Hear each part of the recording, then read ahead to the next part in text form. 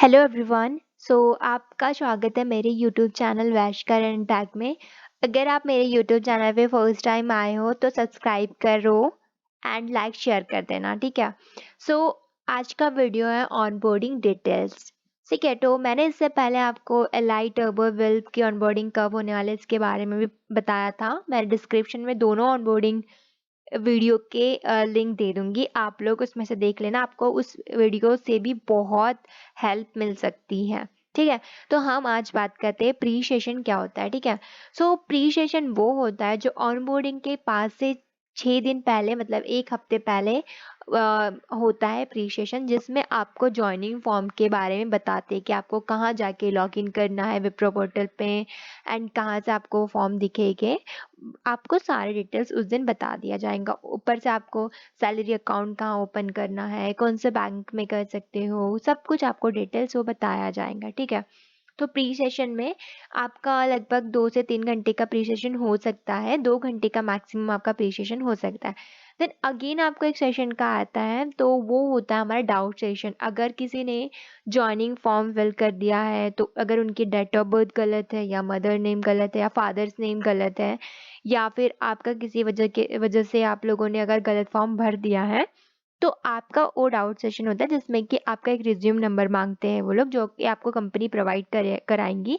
तो मतलब आपके पास ऑलरेडी होगा शायद रिज्यूम नंबर, या फिर एम्प्लॉय आईडी आपको शायद मे भी मिलती है, वो आपको पूछा जाता है, रिज्यूम नंबर पूछा जाता है, तो आपको वो देना पड़ेगा और उससे आपका जो भी प्रॉब्लम होता है वो वहाँ पे वो लोग ठीक करने की कोशिश करते हैं। आपका 1 या 2 दिन में ठीक हो जाएगा, तो ऑनबोर्डिंग के दिन आपका ऑनबोर्डिंग सक्सेसफुली होंगी, क्योंकि आपका ऑनबोर्डिंग के दिन आपका जो ज्वाइनिंग फॉर्म्स होते हैं एंड जो आपका बैकग्राउंड वेरिफिकेशन होता है, आपकी जो अदर डिटेल्स होती है, वो सब कुछ होना चाहिए उनके पास, जो आपकी सारी डिटेल्स वगैरह सब, अगर आपने प्रॉपर तरीके से सब कुछ फिल किया है, आपका कोई भी गलती नहीं है, तो आपकी ऑनबोर्डिंग सक्सेसफुली होगी। एक लिस्ट देते हैं, उसमें आपका नाम होना चाहिए प्लस आपका रिज्यूम नंबर होना चाहिए, फिर आपका वो ऑनबोर्डिंग कंप्लीट हो जाती है। एंड आपको ये ध्यान रखना है कि अगर आपका मॉर्निंग से लेके तो लास्ट तक है, मतलब अगर आपका सुबह 8 बजे स्टार्ट हो रही है ऑनबोर्डिंग, शाम के 6 बजे तक चल रही है, तो आपको उस टाइम तक ही ज्वाइन रहना है उसमें। आप उसको लेफ्ट नहीं कर सकते, लिव नहीं कर सकते उस मीटिंग को। आपका इंटरनेट बहुत अच्छे से होना चाहिए। तो ये चीज़ों की थोड़ी थोड़ी मतलब याद रखना, आप लोग की छोटी छोटी चीज़ें याद रखना ज़रूरी है।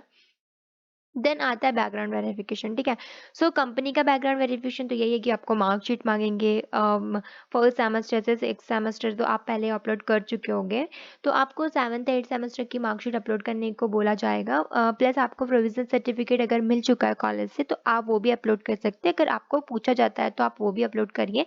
अगर आपके पास नहीं है तो आप आपके कॉलेज जाके आपका प्रोविजनल सर्टिफिकेट लेकर आ सकते हैं, वो भी आपको ज़रूरी है।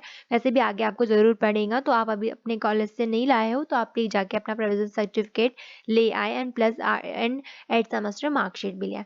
ठीक है, मैंने यहाँ पे आईडी गवर्नमेंट क्यों मेंशन किया हुआ है। अगर आपका ऑनबोर्डिंग हो जाती है विप्रो में, उसके बाद आपको अगर कोई प्रोजेक्ट मिल जाता है, तो आपको एक और बैकग्राउंड वेरिफिकेशन होगा जो कि आपके क्लाइंट के साथ होता है। तो वो आपको आईडी मांगते हैं, जैसे कि पैन कार्ड हो गया, वोटर आईडी और ड्राइविंग लाइसेंस, तो आपके पास कम से कम 2 होना चाहिए। अगर आप किसी के पास नहीं है तो प्लीज़ अप्लाई कर दे, ताकि आपके पास 2 होना चाहिए ज़रूरी।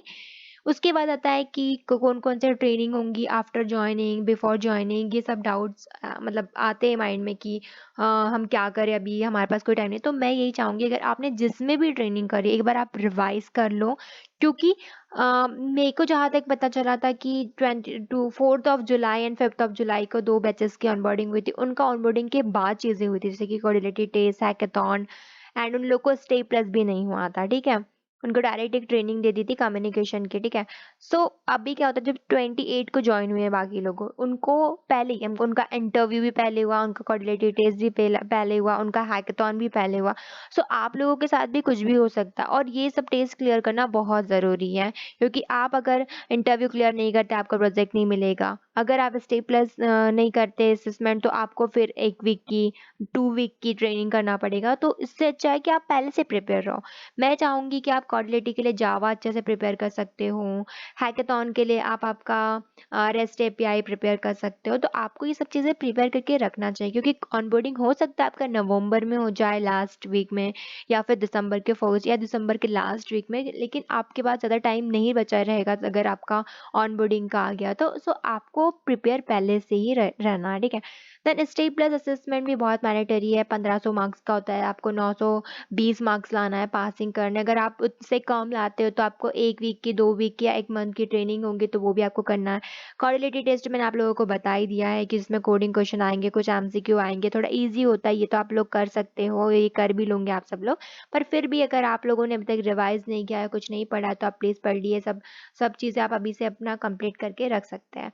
एंड आपको कोई भी डाउट्स हो तो आप मुझे कमेंट सेक्शन में पूछ सकते हैं। अगर आपको ऑनबोर्डिंग का हो या बैकग्राउंड वेरिफिकेशन या बैकलॉग का हो या फिर कोई टेस्ट से रिलेटेड हो, आप मुझे कुछ भी चीज़ें पूछ सकते हैं कमेंट सेक्शन में, और मैं डिस्क्रिप्शन में दे दूंगी लिंक आपको दोनों ऑनबोर्डिंग की।